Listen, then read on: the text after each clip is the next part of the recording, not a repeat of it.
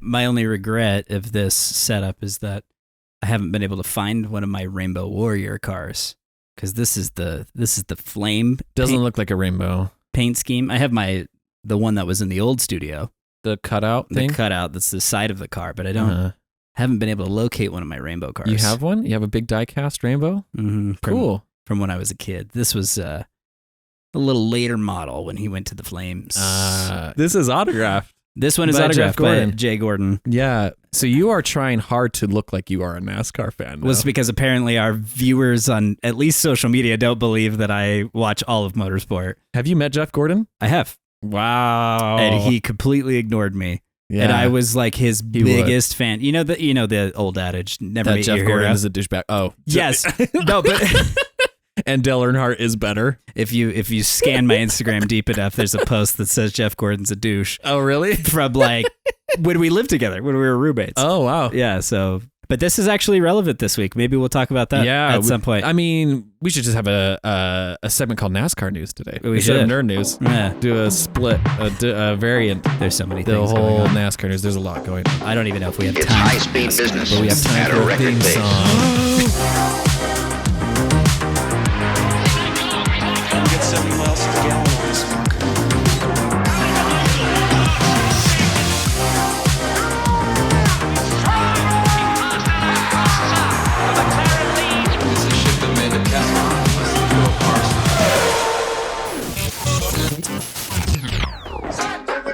Oh, man, it's been a while since we recorded an episode. It's been a minute. Yeah. Studio got flooded. You went on did. vacation. Yeah. So usually we post every week. So we're sorry our schedule was off. And offset by like a week and a bit. And you guys wouldn't believe it. Like, how dumb is it that when someone comes to repair something in your house, they cause more harm than good? Yeah. That's generally not what happens when you hire a handyman. Generally not. Yeah. It is the opposite of the handyman. Yeah. So I had somebody come to repair a water heater, Mm-hmm. and he flooded my basement. Jeez. And it's a miracle that we are recording right now. Yeah, this is thanks to my lovely wife, who works so hard to actually remedy the space somewhat to make it so we could record this. Yeah, we asked Kevin too. He gave us the finger. We asked Kevin too, and like usually, he said, "Once for dinner." Like any true Canadian. Any true Canadian. He's just thinking about dinner. Just obsessed with his dad and dinner. Come on, Kevin. I mean, was the best quote from the Japanese Grand Prix Lance Stroll. Absolutely. His voice went like 3 octaves higher. Yeah. He was like, "It's incredible. It's on a whole nother level." Excuse me, Lance. It was. You commented that it's Doc Brown from Back to the Future. 1.21 gigawatts. 1.21 gigawatts. We're so grateful for Lance Stroll's he's great. personality. Yeah.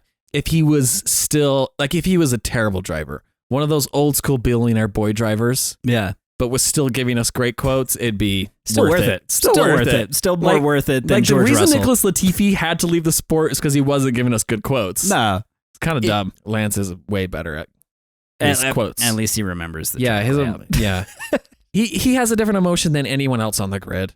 Yeah. He's like, I just like thinking about dinner.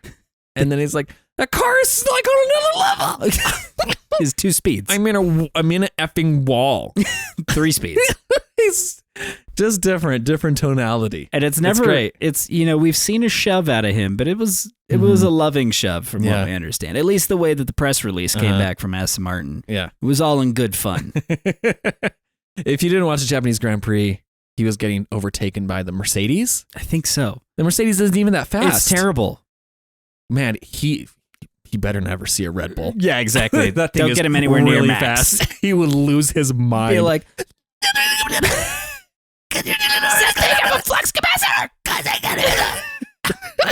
did I calm down, Lance? Calm down. It's like, great Scott.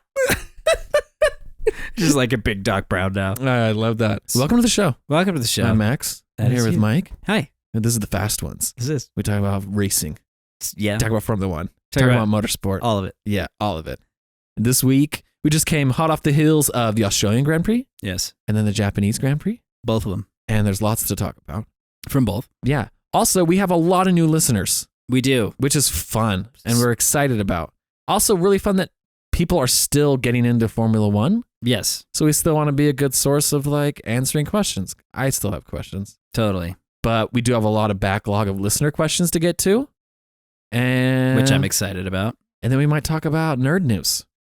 Yeah. Sounds like a great episode to me. There's so many things to talk about. Yeah, so many things to talk about. Yes. It's going to be all over the place. Let's start. Okay. Australian Grand Prix. All right. Let's talk about it. Just bullet points? I don't know. The only thing I want to talk about is Alonso and George Russell.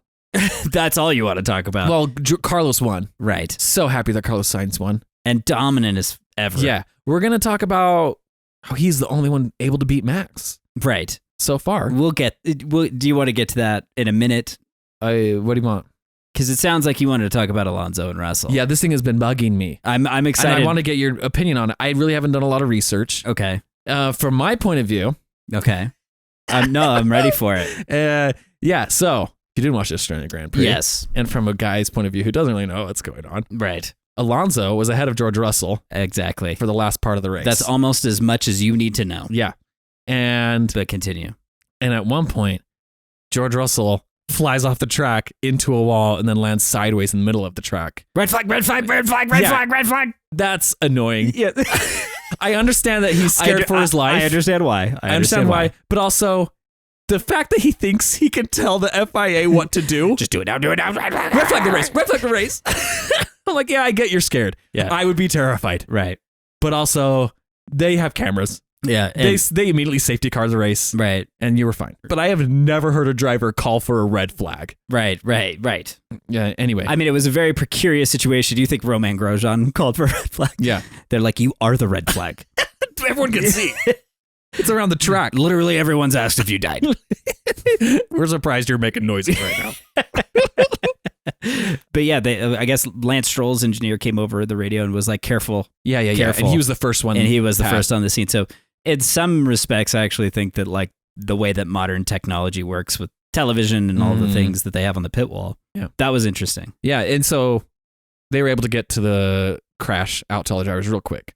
What, in like the 80s and 70s and 90s? Probably would have been horrific. Super scary. Yeah. So I understand George Russell's fear. I also think he's annoying.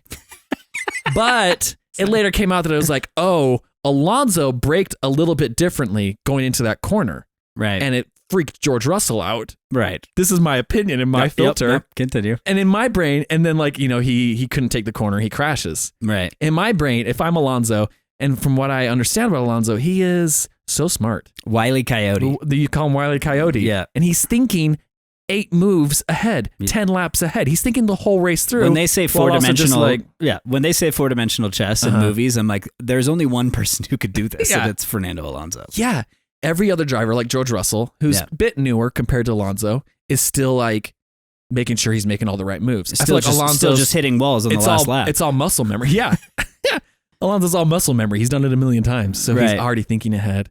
And he's like, oh, every lap I am braking here on this chicane. Right. He's like, I'm sick of George Russell being behind me. Yeah. I want to kind of like create some space, defensive driving. I want to beat him. Right. So I'm just going to brake at a different point. Right. And it threw George Russell off. We didn't know he would crash. And then how long later did it come out that they gave Alonso a penalty? And a 20-second penalty? After the race, a couple hours later. Oh my gosh. A 20-second penalty for like a dangerous. Yeah. I mean, what was George Russell complaining that he like brake tested him? Yes. I was like, that. I feel like it's different than a brake test. A brake test is like slamming on your brakes. It's what Lewis did to Max in Saudi Arabia. Yeah. Or maybe it was Max that did it to Lewis. But either way. And did they Lewis crashed in do it front to of the DRS. Sebastian? Yes. Lewis. It's probably Lewis. Lewis is a brake tester. Yeah. So if we're going to blame anyone or target So if you anyone want for to know that. what a brake test looks like, look up Lewis Hamilton brake test. Lewis Hamilton, Baku, Sebastian Vettel. That's what a brake test is. That's what a brake test looks like. You make someone slam into the back of and you. guess who then got a you penalty keep in going. that situation? Sebastian? Sebastian. The Mercedes people, they know how to play the game. They do. They're the political geniuses So of Formula One. This seemed like a different thing where Alonso's like, oh, the strategy is to throw off the guy. Right. I'm going to brake different, going to brake later, earlier, whatever it is, and continue through the corner. Mm-hmm. And that just happened to work. And I feel like George Russell's becoming this new Karen, like this new complainer person. He's I need gonna to speak to the manager. Yeah, Toto. I need to speak to the manager. Who's the manager Red of flag. FIA? Red flag. Red flag. If George Russell was a woman living in like Glendale, he'd be at the Starbucks yelling that the order was wrong. Waiter. Or at Chick-fil-A. Waiter, I ordered tableside guac. And this guac was pre-made.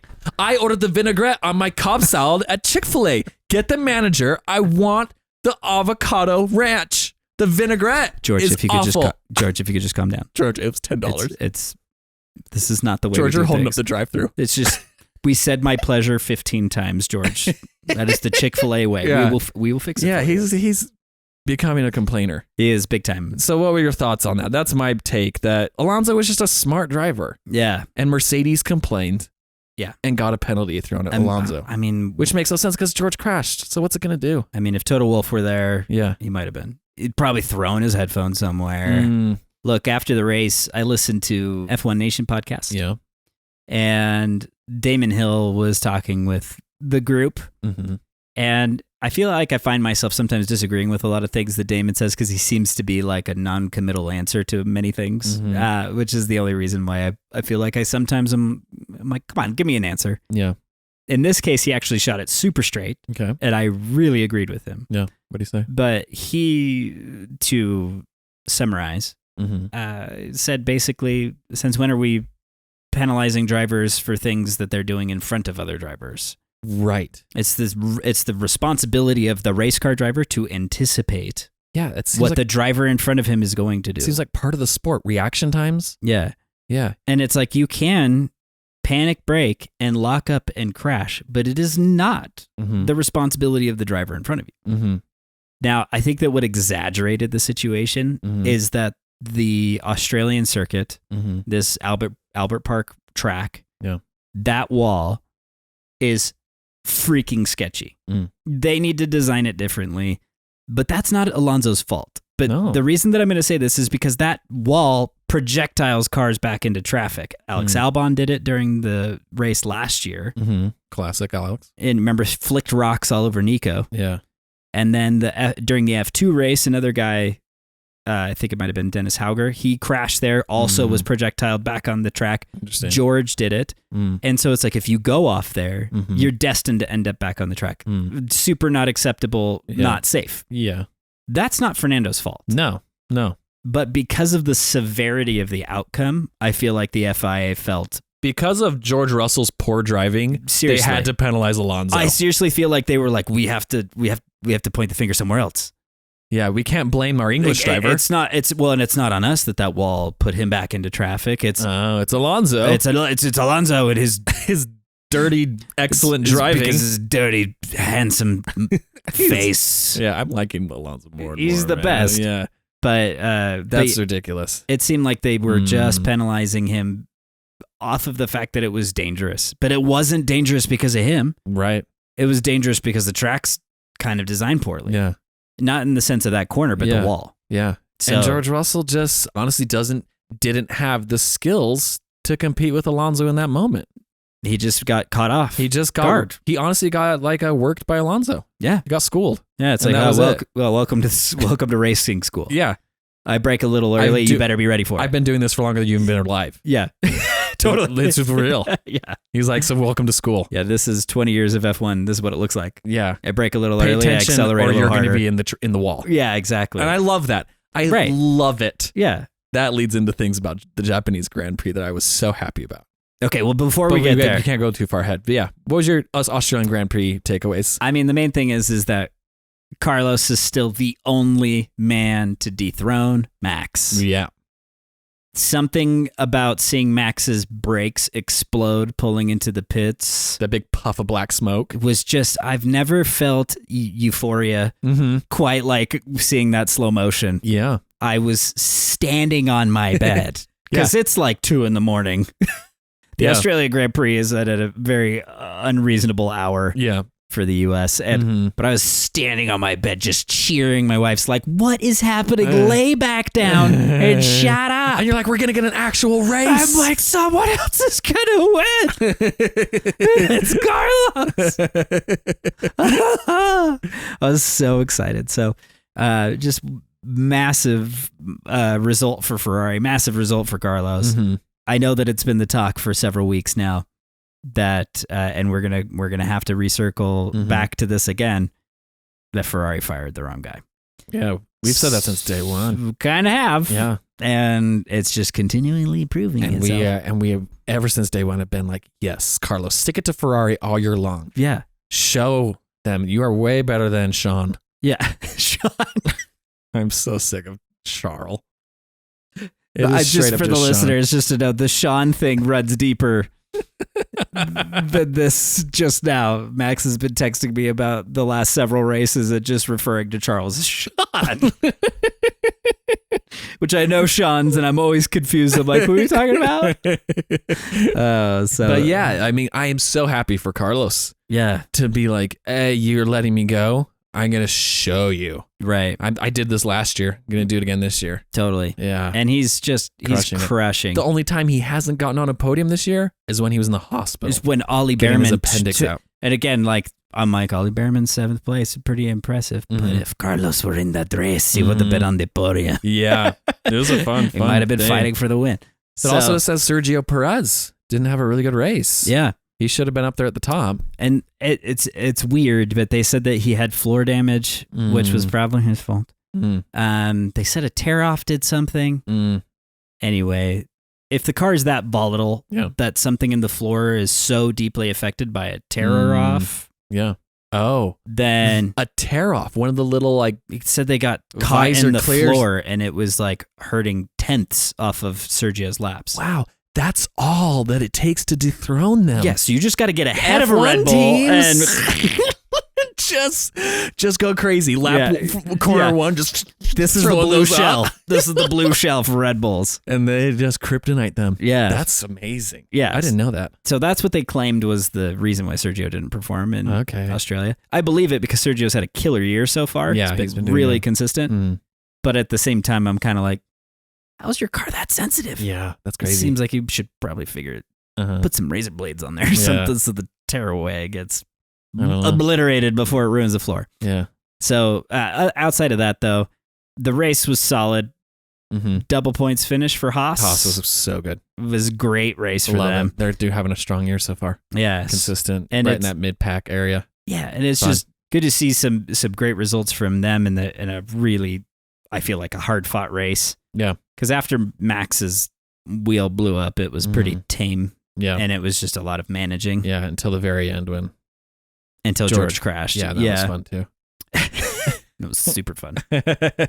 I think that the hashtag justice for Logan is still something that I feel like needs to be addressed. We'll keep that short, but Alex crashed in Australia last year. Yeah. Then he comes into this year and bins it hard in practice. So hard that he fractures the actual tub of the chassis, which is the driver portion. The little cockpit seat that they're in. And so then they opted to give him Logan's car. And all I could think the whole time was, he doesn't have a great track record here. He's like the more experienced driver, but his track record here is pretty bad. Pretty crappy. Yeah. Do you really want to give him that car? Yeah. And then Albon, I will get around to Japan. Yeah. So Williams is in a bad spot right now because of all these wrecks. Spot. Yeah. But anyways, Australia was super fun. I was really excited about it. Yeah. I came off the coattails of that one feeling just jazzed and energized for the season. Very cool. So now we can move on to Japan. Or like, so here's something I noticed that I can talk about in between Australia and Japan. Because if you follow the teams on Instagram and whatever, they do their little Instagram marketing. Yeah, like their social drivers media. doing like fun games with each other. It's like, and then if they're in Japan, they're doing like Japanese cultural things and stuff. Yeah, I did notice that the Alpine drivers aren't doing games with each other. Nope.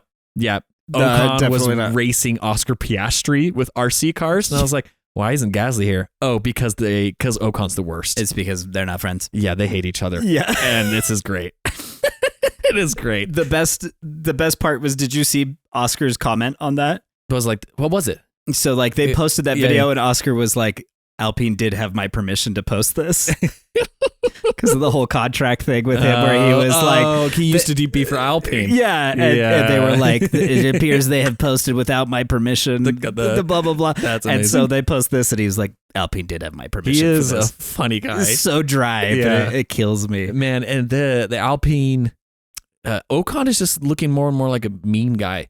He's always been a mean guy. Yeah, but I feel like it's coming out to me more. Yeah, okay. They also posted a video of like Esteban Ocon is walking down a hallway, and then one of his friends is like, high five, and he just ignores him. And then he comes back, he's like, I gotcha. I'm like, I don't know what the joke is, because I feel like that's something he would really do. It's just like, I don't want to talk to you. Right. I'm not high-fiving you. Yeah. Do you know who I am? No. I was like, I don't know if that's a joke. I feel like the other thing is that the Alpine F1 Instagram account is blowing it so hard right now. It's confusing. That it has become the new favorite thing on the internet because it is so cringy bad. Yeah. It's like not only is your car slow. Mm-hmm. Yeah. But whoever's doing this, it's almost like you are in tandem with the design team at being bad at your job. Yeah. It's so wild, but they're like, how to design an F1 car.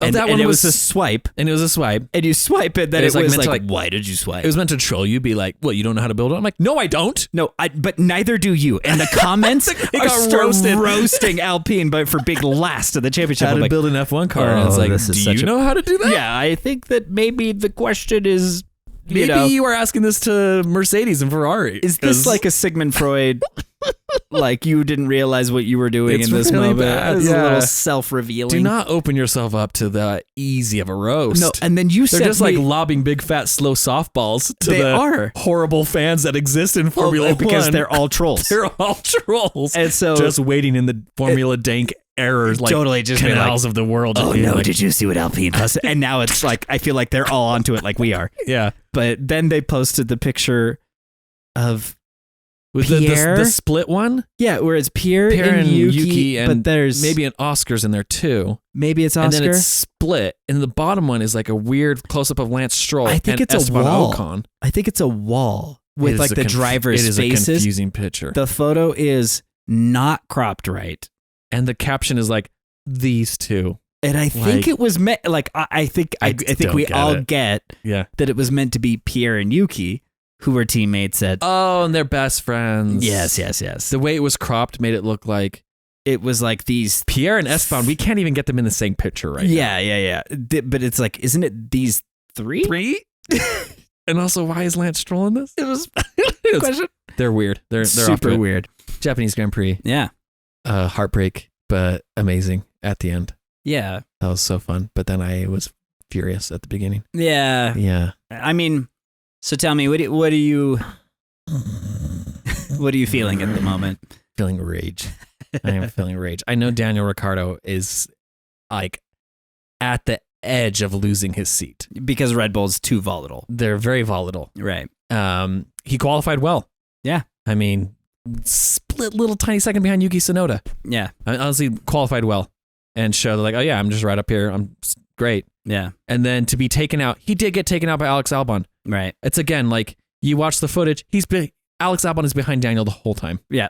So it made me mad. I started watching a video from the race today. It was about like trouble at Williams. I'm like, okay, I'll start watching this. And it goes into like how many crashes they've gotten into in the last two races. Right. And then it kind of like when talking about the Japanese Grand Prix, turn 2, lap 1, they're like, and then Daniel crashed into Alex. And I was like, is this for real? Yeah. You're like, and then I was just like, I just want to see Daniel race. Just let him race. Right. Let him race a race where he doesn't have a 42-second pit stop. I know. Let him race a race where Alex isn't throwing him into a wall. Right. And then all the haters are going to come down. Washed up driver who hasn't done anything in a while. It's like, just disregard it all.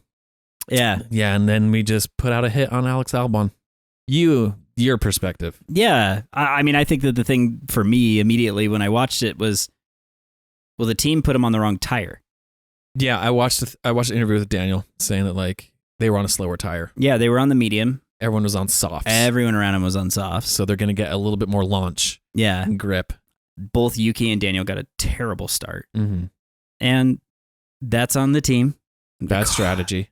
Bad call. They practice this kind of stuff during practice sessions to like at the end of the pit lane. They do it at the end of the session, but they do their like practice starts on a set of tires to kind of see how the car reacts. Okay. So there's some data to support what kind of start you're going to get. And where Daniel and Yuki both got away like trash, there was more to the equation than driver reaction. Yeah. There is clearly something that's like their car didn't have the right gearing or something that wasn't really set up well for the medium tire. So they get away crappy. They go through the first couple of corners. Yuki almost crashes into Daniel going through the inside on one. Yeah. And then through two. And as they exit two, Albon gets a better launch than Daniel does. He's on the soft tire. But going around the outside is like a super optimistic place to be. Yeah. In the S's, especially 3 wide, which is not a very wide part of the circuit. It's very narrow through the S's. So Albon's taking a risk. So he's risking it by going outside. Lance is on the inside of Daniel. Yeah, and that's where Daniel's attention is. He's paying attention to the line that would be where someone's going to late break him and try to take advantage of the position that he's in with a proper placement of a race car. Right. Albon, again, has more grip, more momentum, tries to sling around the outside of Daniel, and Daniel has no idea that he's there because in reality, he shouldn't be there. It's not a real great passing spot. Yeah. So as Daniel moves to the racing line, he crashes with Albon. And like you said, that is the normal racing line. Right. That Daniel moved towards. Right. If you watch other races or watch drivers, they always go to that spot. Right. And so the idea that like... And you want to get the best momentum and exit. So in F1, a lot of the driving technique is to try to carry the best exit speed. And so that way you can continue forward, right? It's not to worry so much about how fast you go through the corner. It's more about how fast you get to the next one. So you're setting yourself up to be able to take the better line. It's like you're linking corners. Right. It's a rhythm. Yeah, the rhythm. And so by getting the best, by swinging right, Daniel has a better opportunity to hit the next corner. Gotcha. And by not sacrificing the proper racing line, he's going to get better exit than Lance Stroll. So he's taking advantage of his opportunity, not knowing there's a car a little bit behind him, right, trying to sneak up it around the edge. And again, you can blame him for not looking. But this goes back to Alonso and George Russell. Right, but... It's like the guy ahead who can't see you gets a blame. Gets a penalty, which again is the same thing I said about Kevin Magnussen crashing into Albon in Saudi Arabia. Albon tried an optimistic late break on the outside and got put into the wall. And then they penalized Magnussen. And I was like, don't you have to be dead even on axles for that penalty? Yep.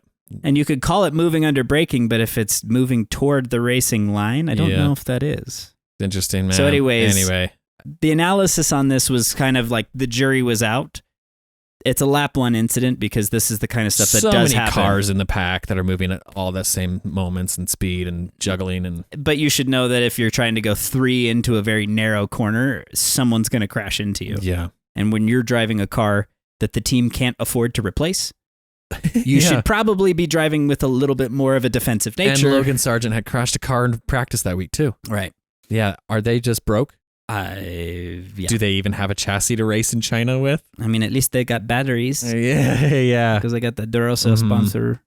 Man, so that was a wild first lap, dude. Yeah. My favorite part of the Japanese Grand Prix linked from the Australia Grand Prix. Yeah. Because what I was seeing and hearing from the announcers is that it was Alonso, Oscar Piastri, and George Russell. Right. George Russell had DRS on Oscar Piastri. So during every DRS zone, he had the chance to pass Oscar Piastri. But every DRS zone, Alonso would slow down enough to give Oscar DRS and like give him a tow so that George Russell couldn't get the speed on him. Yep. And I was losing my mind. You're like, so happy. He's just intentionally pissing off George so bad. Because, and you know he's just doing it just to spite George Russell. Right. Because him and Oscar are on different teams. You would never help a guy on another team. No, there's no reason. You would barely help your teammate. Yeah, he doesn't help it. In Formula One, you hate your teammate most of the time. Right. It's like when we see Haas, Kevin and Nico work together, everyone's like, wow, this is amazing. Right. This is so heartwarming. It is never seen. So for Alonso to be helping Oscar Piastri is wild, and I was losing my mind. You're like, Carlos Sainz and Fernando Alonso both use McLarens to keep people behind them. Yeah, which is a really funny move that both of them have figured out. And you would watch it, and Oscar Piastri would slow down, and you'd be like, oh no, George is gonna get him. And then out of nowhere, Alonso's all of a sudden slowed him down enough to give him DRS. I was like, yes, this is so hilarious. How did the Spaniards both figure this out, actually? Because now I'm realizing that Carlos did it with Lando to George Russell in Singapore. Mm-hmm. And now Fernando did it with Oscar Piastri to George Russell in Suzuka. And George Russell's just like, why is everyone able to do this? Why does everyone hate me? Father, they're picking on me again. They're doing that DRS trick again. Father, this is not right. Ugh. Get Toto on the line. Tell him the DRS isn't working. Did the people at the club tell you this was okay? Did they tell him? It's supposed to reduce drag. Dude, yeah, I freaking loved it. But then, Carlos, dude. Unbelievable race. Yeah. Dude, I literally was sitting there after the race was over, and like I stared at the TV and I thought to myself, why did Charles Leclerc get driver of the day? He did, and I was like, why? What for? What for? Yeah. And I'm like, the announcers are just as guilty of a few things as everyone is, but they were like, wow, he's really managing that set of tires well. And I'm like, the Ferrari's been excellent on tire degradation this season. Mm-hmm. Yeah. I don't know if it's Charles per se. Mm-hmm. I know he's hitting lap time deltas and things to make it so the tires last. Yeah. And not over accelerate. But during that stint, he also managed to put it in the gravel. He did. He went out really wide. Really wide, and almost found himself in the wall. Uh-huh. And that was the thing. At the end of the race, Carlos eventually overtook Charles. Right. Overtook Sean. Right. And placed on the podium. I was like, great. I love Carlos amazing. On the podium. Yeah, amazing. He's great. Right. And then at the end of the race, the commentators were like, both Carlos and Sean had an amazing race. They both drove perfect laps. I was like, what about when Charles hit the gravel? Carlos didn't do that. No. And he ended up beating him. And like Charles's race and his strategy didn't require him to really overtake anybody. It was just set consistent laps, get a pit stop, don't screw it up, and go back out and do the same thing. Set some consistent laps. Yeah. Carlos passed like 15 cars. Yeah. And all of them were in that hairpin where he would cut it a little shorter. And then he would come out alongside it, that they would race down the straight through that like right-hander. And it was like, he made so many amazing passes during the race. I was like, Carlos is entertaining everyone. And Charles got driver of the day? Yeah. I just was like, come on. Like the amount of like work that Carlos put in for the podium today. Dude, such an underdog at Ferrari. I can't help but root for this guy. He's crushing it. I don't hate Charles. No. I'm just like rooting so hard for Carlos. I think that he's risen to the occasion of the moment in a way that is like nobody expected. Epic. Yeah, he is going to be top pick for any team. I think he really does. It's like, it's almost comical now where it's like, at the beginning of the year, he's like, I'm disappointed, but of course, in due time, we will release an announcement. And now it's like in due time, he's like, I will take my sweet time in picking the team. It's Red Bull or nothing. Real quick, where do you speculate Carlos will end up? If you had to pick gun to your head now. Aston Martin. But here's where this is interesting, though, because I would have said that a few weeks ago. Fernando Alonso was being interviewed after this race. And they were like, so you drove what you consider one of your best races at Suzuka ever. I have that ever. as a note. Alonso said he had one of his best races ever. One of his best races ever at Suzuka. And he said, yeah, but I have nothing to show for it. Yeah, like finished 7th or something. Yeah, he's like 6th place or something. And he's like, so 6th place for my best weekend ever at Suzuka. Yeah. He's like, I need a better car. And the reporter goes, okay, so are you making a phone call to Toto? Yeah. And he's like, well, they're behind us, so it's not very attractive. Yeah. And it was like, oh. Dude, it's that put on the sunglasses, just like, doom, doom, boom, doom, doom. And then you just cut to George Russell bouncing off the wall into the middle of the track and Alonso driving the fake not race car from that commercial into the sunset. I love that because Alonso was probably like, yeah, it's very unattractive. They're behind me. And also, I'd have to be teammates with George. Right. Father. Yeah. I'm now racing with the Spaniard. And I feel like Lewis and Fernando don't really like, they hated each other and didn't respect each other. Mm-hmm. But I feel like right now Fernando would totally go to Lewis and be like, should I come to Mercedes? And Lewis would shoot him straight. Car's a dog. Yeah. Like, you don't want to come here. Yeah. And they're not going to figure it out. Mm-hmm. I mean, he can see that from the outside. Yeah. But I wouldn't be surprised if they've talked about it. Right. They're You kind know? of like respect for each other now. Right. Like They're both mature. and in the twilight of their career. Yeah. Like one bad move now is the end. Mm-hmm. You know, so let's not end on a bad note. Are they even going to give me a shot, or is George just golden baby boy? Yeah. So anyways, to that question, I don't know, because Fernando is really the one that's going to set off a chain reaction. You think? If he moves teams, where does everyone go? Oh, gotcha. Yeah. Because even Max has been up in the air. It'd be fun to see the two Spaniards on a team. It'd be rad. Yeah. Be really cool. Yeah. I don't know where Carlos is going to end up. Audi seems unlikely at the moment. Really? Even though he has that connection. Yeah. Interesting. Any more from Japanese Grand Prix? The race was boring in the sense that like Max ran off into the sunset. Yeah. We've talked about this in the past. Uh-huh. The race from second on back is really what has become interesting. Yeah. Sergio has been putting in unreal consistency. I think that he's kind of realized that like if the best he can do is second, that's still awesome. Yeah. And so he's just going to keep putting those results in, which is just seems like he's in a better space. And then although Daniel's crash was such a bummer, I was excited for Yuki to get points. I felt like it's rad that he was able to get points at home and to celebrate with Honda and with Japan. Yeah. A Japanese driver in the points was just really cool. A cool accomplishment. So Fun excited stuff. for Yuki. Cool. Shifting gears. Let's go into NASCAR news. Yeah. It's our nerd news edition this week, NASCAR news. What's up with NASCAR, Mike? Well, Mike, do you even like NASCAR? do you even like NASCAR? We had a lot of people online claiming we don't know NASCAR. Because of our Ricky Bobby comments. Because of our Ricky Bobby comments. Which are dead accurate, and I don't give a crap if you think Has there not. ever been evidence that it's not like Ricky Bobby? Not like Talladega Nights? Or just like the fact that last year they literally had an Old Spice and a Wonder Bread car to honor Talladega Nights in a race. I'm like, give me a break, guys. That's what happened in NASCAR news in lately. NASCAR nerdy news this week. It's kind of cool, and I felt like this was you pointed out putting Jeff Gordon's car here this week. Yeah, this is our display car for the week. This is the display car this week. Uh-huh. And one of the reasons that was an interesting call is because you don't know this, but this weekend was the 40th anniversary of Hendrick Motorsports' first win. Jeff Gordon was a racer for Hendrick. Okay.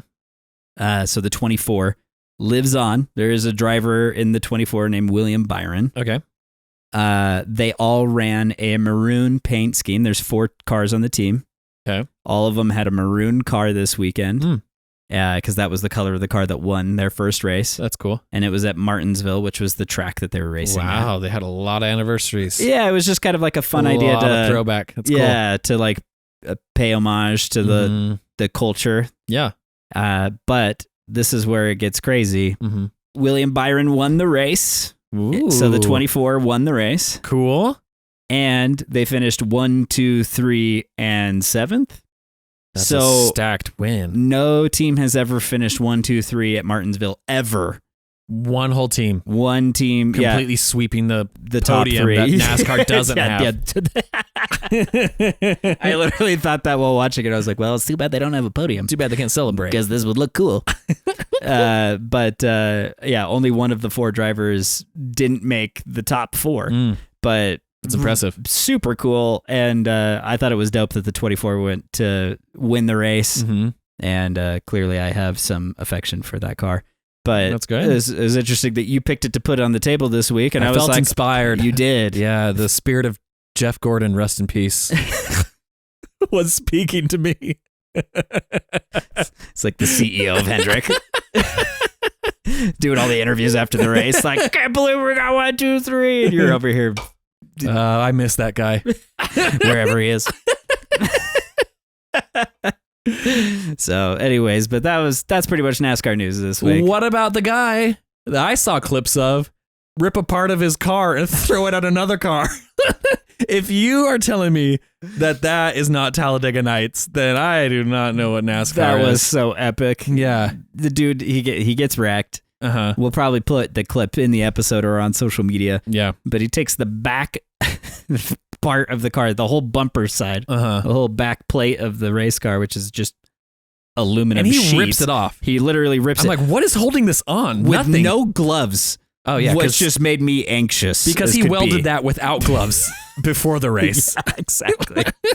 That he just rips it off the car, walks out over into traffic, and just throws it on the windshield of the dude who crashed into him. And I was like, and you can see he waits for the car to come by, yeah, and then chucks it. My favorite part is that like all of the crew are just looking at him like, what the hell? I guess we're not going to stop it. It's so great. That's the move that someone needs to pull in Formula One now. Yeah. Next time someone sends someone into a wall, they better pick up a tire or like a wing that falls off. Rather than like sulk and just like walk back to the paddock, they just wait. I want Alonso to be waiting with the wing for George Russell and just chuck it at him. I love this like rivalry that's not a rivalry. He just likes to pick on him. Yeah. It's like George didn't even crash him. Yeah. He just is like there, just like he's just throwing shards of carbon fiber out for George to crash. It's Lance that crashed him into the wall, but he throws the wing at George just to like, make him mad.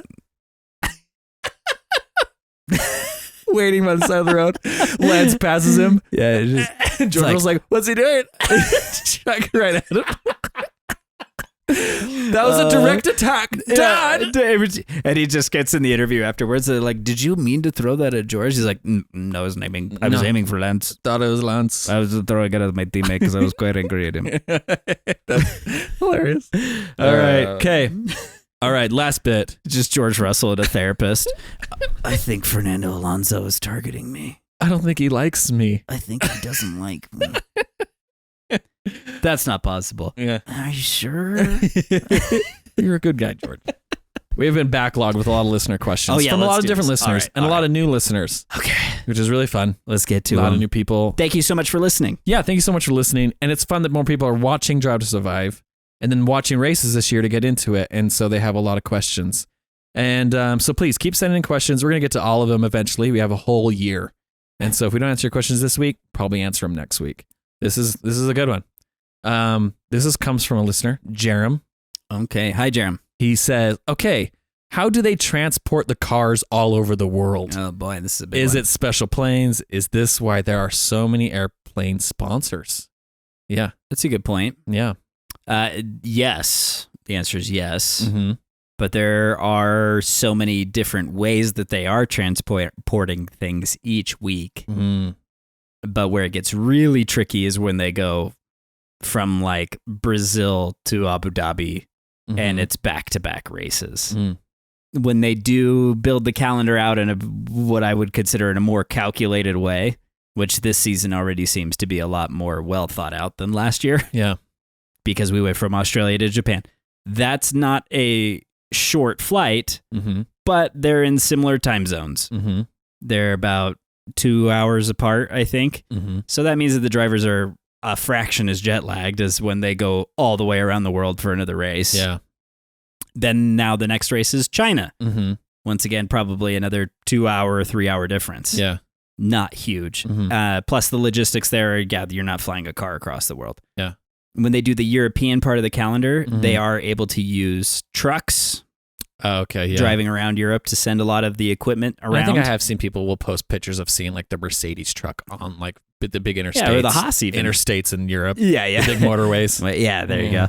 But yeah, you see those driving around. But DHL, this is one of the reasons that DHL is a primary partner of Formula One is because they do a ton of the logistics. I bet. And there are some of those races where like, they try and keep it in the same time zone.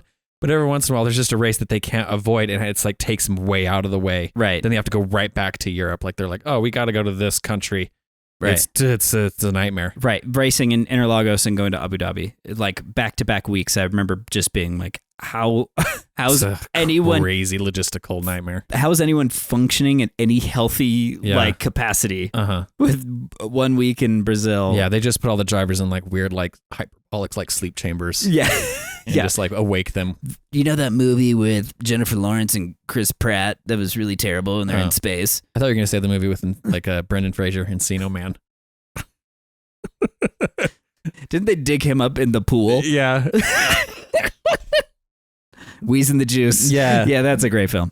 Yeah, that's your motorsport movie watch of the week. No cars in it. Not a car movie, but just Encino Man. Culture-wise, it's worth it. If you haven't seen it. Okay, next. That was a good answer. Yeah, totally. Did you Thank you, finish the answer? Jerem. Yeah. Okay, next one comes in from Mackenzie. What causes a lockup? Oh, okay. And if you don't know what a lockup is, I know enough to see a lockup. Right. It's like you'll see a lot of smoke come out of the tires, like right, and then they'll be like, "Ooh, he locked up hard going into that corner." Right. Yeah. Yeah. So lockup is a term for that the tire stops moving. Okay. So you've locked the wheel. Whereas like a brake, I guess you don't want the tire to stop moving. No, you don't want it to fully stop moving because at that point you're losing traction and you're burning rubber, flat spots the tires. So a lockup is not a good thing in an F1 car because if you've put a big enough flat spot on the tires, it can actually rattle the car to bits. Oh. This happened to Sebastian Vettel in like 2018, 17. He flat spotted so bad that as he was driving back to the pits, the car's front wing fell off and went under the car and completely shattered everything. Holy cow. And so it can be detrimental. I have noticed that sometimes if they lock up hard enough, they might call them in for like a pit. Yeah. Because that flat spot is slowing them literally down, makes it a square on one part of the tire. Which is crazy. Yeah. And so are they just hitting the brake too aggressively or? Yeah. So in like a modern road car, they have ABS, which is anti-lock braking. Yeah. And that system is designed to make it so your wheels don't lock up, that your wheels continue to move even under the harshest braking. Oh, I didn't know my car could lock up. So what it does is it relieves the pressure and it fires like this. It offsets the pressure to make it so the tires keep moving when you're under your harshest braking. Okay. Yeah. So that way you come to a stop because that's the faster way to stop. But in a race car, they don't have ABS. Wow. So it's all done by your foot and feel. And so you know if you push too hard that you're actually going to stop the wheel completely. Interesting. And so the lockup is caused by just pushing too hard. But they also have settings on the steering wheel that adjust how intense the pressure is on the braking. Yeah. And Brake Magic with Lewis Hamilton, which was their little trick to heat up the tires faster. Yeah. He left that on, and that's why he locked up in Baku, went straight. Anyways. Yeah. It's a combination of settings. Interesting. And just how well you are at pushing brakes with your foot. Crazy. So yeah, good questions. I like it. Yeah. Okay. Great question. This next one comes in from Javier. He says, it's freaking weird that the cars Mercedes built 3 years ago would beat an RB by a second a lap. Is that true? Something like that, yeah. So anyway, in essence, they might be faster. Yeah. He's like, talking about Red Bull, they are dominating because they plan the regulation changes, I think. Okay. Does that track? So I would say that I don't think sounds like a Mercedes fan. Yeah. Or just because I would even understand that Mercedes has been dominant. Now they're suddenly very much not. Yeah. Did Red Bull have a hand in saying what goes into the new car? Yeah. Well, I mean, all the teams do. But here's the thing. The new regulation, the current regulation is very aerodynamic dependent. Oh, yeah. And because of Adrian Newey and his reputation, understanding of how air works, that too, but also just even his record, his reputation, it also attracts the best talent of aerodynamic people because they all want to work under Adrian. They Newey. all want to work underneath that guru. Yeah, they want to learn what is it that makes him tick. Air? Yeah, Adrian, what is air? What is it but fluid, man? They all sit around, get high, and what is air? He's like, when you truly understand air, you understand how a car can move through it. Part of me feels like that's really how it is. They just all drop shrooms and start drawing. They're like, what if it was shaped like this? And he's like, dude, that's a bitchin' design. He's like, that's sick. It looks like a boat. It's just like, dude, Mercedes tried to do that. We're going to do it better. It's going to be sick. Nice. Yeah, nice. I'm going to put some reverb on that. It's going to be sick. Anyways. But I think that you don't think there's a conspiracy? Here's the conspiracy worked out. Yeah.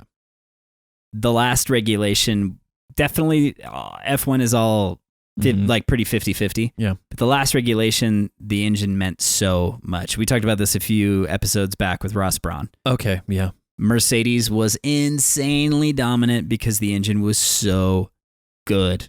Car was just so fast. Yeah. Red Bull during that time period was a Renault supplied power unit.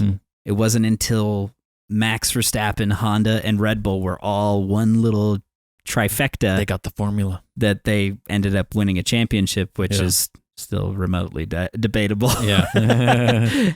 But that was when the car was finally competitive. Gotcha. Yeah. It wasn't just a Monaco shot, which Monaco is heavily aero dependent because it's all slow speed. So it's mechanical grip and aero that makes that car fast at Monaco. Anyways, the short answer is the last regulation was more engine dependent. The new regulation is more aero dependent. And that's benefiting Adrian Newey's prowess. Right. And more, and now that Mercedes and Honda are on pretty equal terms, we're seeing that, yes, Adrian Newey and his team from that advantage are kind of crushing the aero regulation. That was a great answer, Mike. I think you're brilliant. Last question. Thank you. I'm going to play this and into the microphone. Into the microphone. We didn't know sound. Yeah. We're going to change it later. Yeah. And you're going to hear a question. If you want to send us audio, please do. We love it. We love audio questions. Hey, Fast Ones, longtime fan and listener. Two things. One's more of a statement. The other is a question. This is from Sam. Comes from a comment that Mike made in the most recent episode where he said, he was ragging on rebuilt titles. I've got to put my foot down. There are some really cool and good dealerships that specialize in specific rebuilt vehicles. And I drive one of them. Oh, that's too bad. There's a specific dealership in Utah called Strickland Auto. Shout out. Don't Maybe go there. They'll sponsor the show. Don't go there. They don't sponsor the show. They don't sponsor the show. Don't go there. They only purchase quote-unquote totaled Tacomas and 4Runners that had body damage. Nothing that, penetrated the engine compartment. So they're that's what I'm driving now. So they're just crooked. It's my second Tacoma from them. Oh, okay. So you drive crooked has Tacomas. A 4Runner from them. There is zero problems. It's low mileage. It's clean. He's just gonna rant now. It's on the lower end. Is of this the a question, Sam, or is that you the just... first one? Was fantastic. Okay, I'm 70,000 miles. Oh, that's not low miles anymore. Tacoma. No issues whatsoever. So he's put a lot of miles. I don't know. I think there definitely is a reason to be wary of rebuilt, but there are some good places. But there's no way in heck it's going to be below 10 grand for Kevin. I'm so sorry. Yeah. Good point. Luck. Good point. Second part. Okay, feel here free we are. to edit out either one of these if it's too long. My question is there viewership drops, or do the ratings of the watching the races go down when there is just a standalone winner, like we're seeing right now with Max, and in history with Lewis? Does viewership go down? Does people say, I know who's going to win, I'm not going to really tune in? And if so, does the FIA or IFA, whatever it is, the farm store, do they realize that and think, okay, we need to boost our viewership again? Let's have an upset, right? Let's screw with someone. Let's penalize someone that doesn't deserve it. Scripted. Let's it's try not to NFL. get Max not monster off trucks. of the number one podium spot. Anyway, it's a good question. Sorry. Great show. Great listener. I am a great listener. Complimenting himself. Bye, guys. Thanks for sending that question. Great listener. Rebuild titles rules. Samuel out. If you want to give yourself a shout out and send us an audio, we'll play it. We'll play it. Self shouts are welcome on the fast ones. Pretty much like like what's that Cameo, or what's the app where you pay a celebrity to say Cameo. Yeah, it's just the opposite of Cameo. Just hype yourself. If you want to hype yourself. Like, man, you're good looking. Yeah. If I were to say, I definitely think the year that Lewis and Max were constantly battling, 2021. Huge viewership numbers. Wild. Everyone was into it. And I think I do talk with people now who know I love Formula One, and they're like, I'm not really into it right now. I just know Max going to win. I was like, I understand that. I would imagine viewership goes down. Yeah. I mean, and I've definitely known people who engaged with the sport during 21 and were like, man, this is so cool. Like, very fun. I've never seen anything like this. And then as soon as like 22 hit, they were like, what the hell? Yeah. What happened? What changed? Yeah. And stopped watching. Yeah. So from my own experience and the small test audience of people that I know, there has been drop off. Yeah.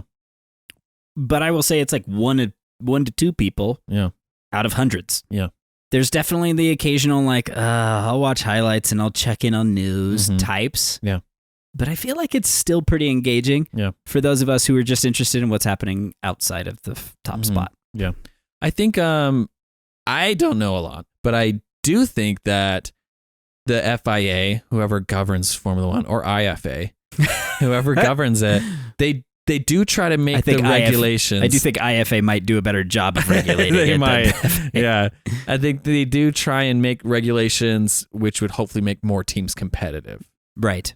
And I think that was what they recently brought in budget cost caps. Right. To kind of be like, well, let's try and curb the spending of the giant teams to maybe give the little teams a chance to be a bit more competitive. Right. So I would say yes to both of your questions. Like, yeah, I think viewership might dip a little bit. And also I think the sport is always trying to make it as competitive as possible because they understand like when someone is battling with another team and there's multiple teams trying to go for a championship, it's more exciting. Yeah, definitely. And I think that's a good point because the viewership numbers might have dropped because of first place. Yeah. But to even just, again, to echo your point, a few years ago, first to 20th was a massive gap, sometimes seconds behind the leader in a qualifying lap. Wow. Yeah. Just wildly different from first to last. Yeah. Right. And now they are qualifying within a second and a half, 2 seconds at the most. Yeah. From first to 20th in qualifying sessions. So it feels like it's anybody's game. And that's because of that cost cap. And we're showing that like that actually has made an enormous difference in bringing the field closer together. There's still a dominant team, but that I think is what has kept it interesting and engaging. And we didn't think that Mercedes could ever like fall down. And now look at them. They're struggling in the midfield. Yeah. It's interesting. So crazy to think that they're fighting for 6th and 7th. Yeah. Kind of nuts. Nuts. But thanks for sending in those questions. Like I said, we have a lot more questions. We'll get to those in future episodes. Feel free to send in audio. I mean, follow us on Instagram. Send them to us in Instagram messaging. We are Fast Ones on Instagram, fastones.us, I think. Yes. If you want to email us, fastones.us@gmail.com. You know, send in any messages you want. We'd love to hear them. Love to listen to them. Yeah. Thank you so much for tuning in, contributing. Yeah. You guys rule. Catch you next time.